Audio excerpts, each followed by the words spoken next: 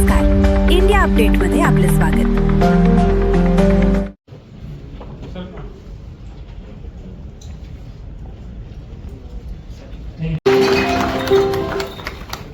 हे चित्रकलेच्या पानासारखं असतं. माणसाचं जीवन म्हणजे चित्रकलेच्या पानासारखं असतं. त्या भगवंतानं त्या ईश्वरानं प्रत्येक माणसाला एक रंगीत कलरचा बॉक्स गिफ्ट केला असतो. हे जास्त त्यानं ठरवायचं.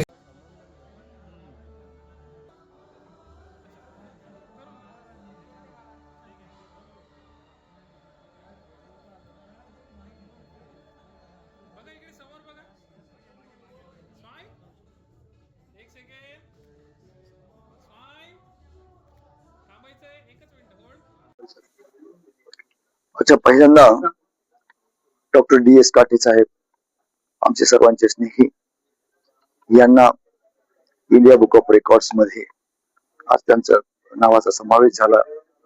याबद्दलचं त्यांचं फेलिसिटेशन, त्यांचं अभिनंदन, त्यांचा सत्कार करण्यात आला. याबद्दल पहिल्यांदा मी त्यांचं मनापासून अभिनंदन करतो, कौतुक करतो.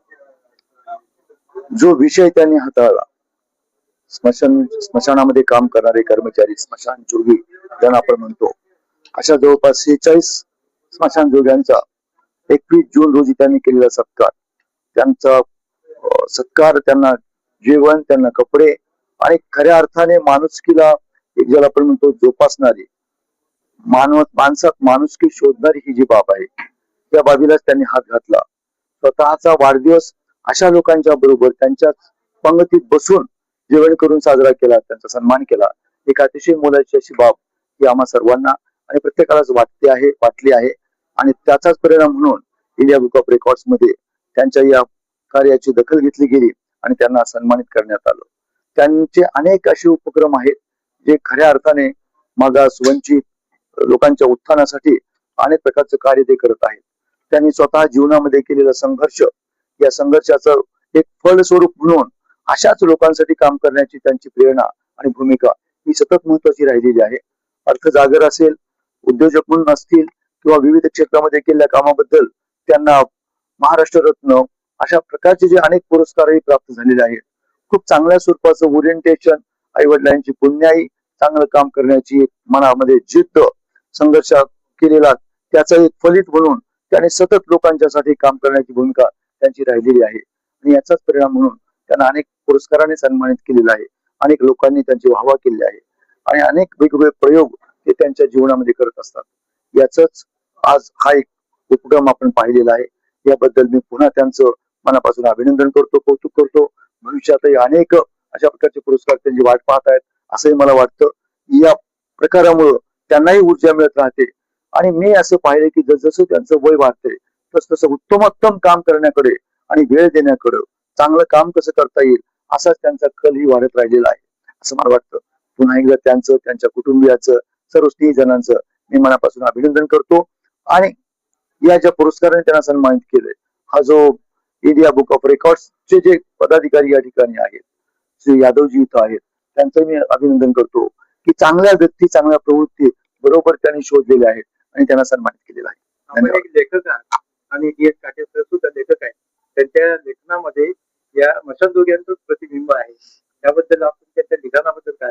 नाही, खरं म्हणजे त्यांचं लिखाण, त्यांचं काव्य आहे, साहित्य आहे, किंवा पुस्तक आहेत. सामान्य माणसाला, गरीबातल्या माणसाला साक्षरता कशी मिळेल, अर्थसाक्षर कसे होतील, त्यांना माणुसकीच्या दृष्टीने कसं पाहिलं जाईल, या संदर्भातलेच त्यांचे अनेक विचार आपण पाहतो आहोत.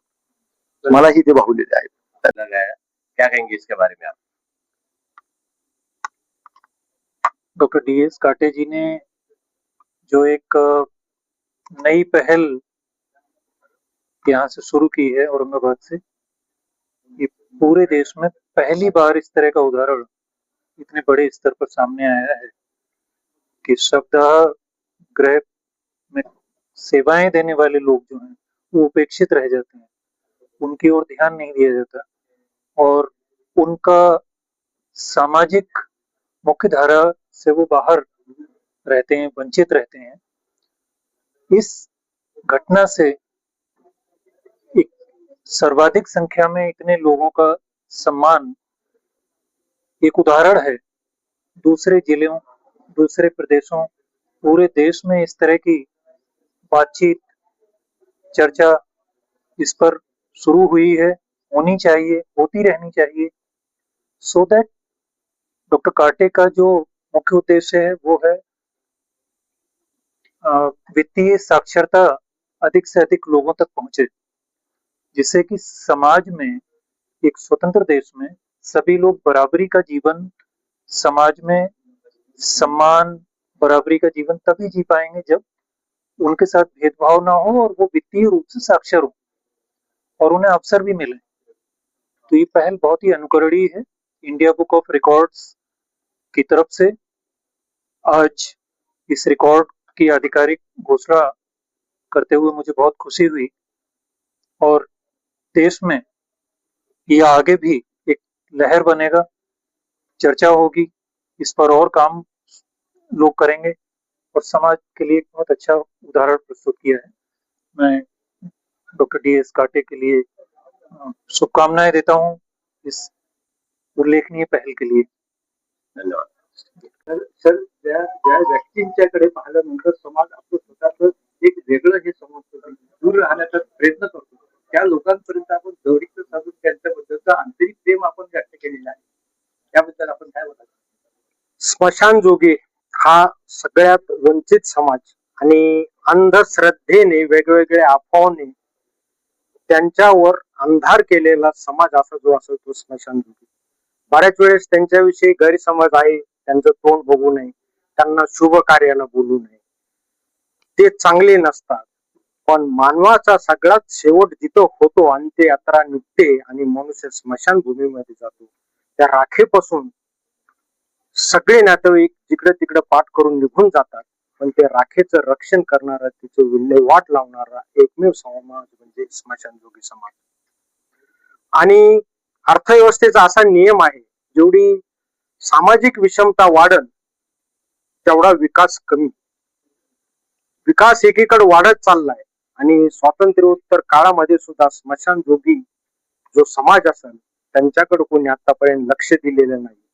आणि याची मला थोडीफार खंत वाटली आणि या खंतेमुळं स्मशानजोगी हा समाज आपल्या सगळ्यांच्या विकासाच्या प्रवाह, सामाजिक प्रवाहामध्ये आणि सामाजिक माध्यमावर येऊन त्यांना एक व्यासपीठ भेटल आणि त्यांच्या यातना आपल्या सर्वांसमोर येतील आणि आपल्याला यातून काही मदत करता येईल का.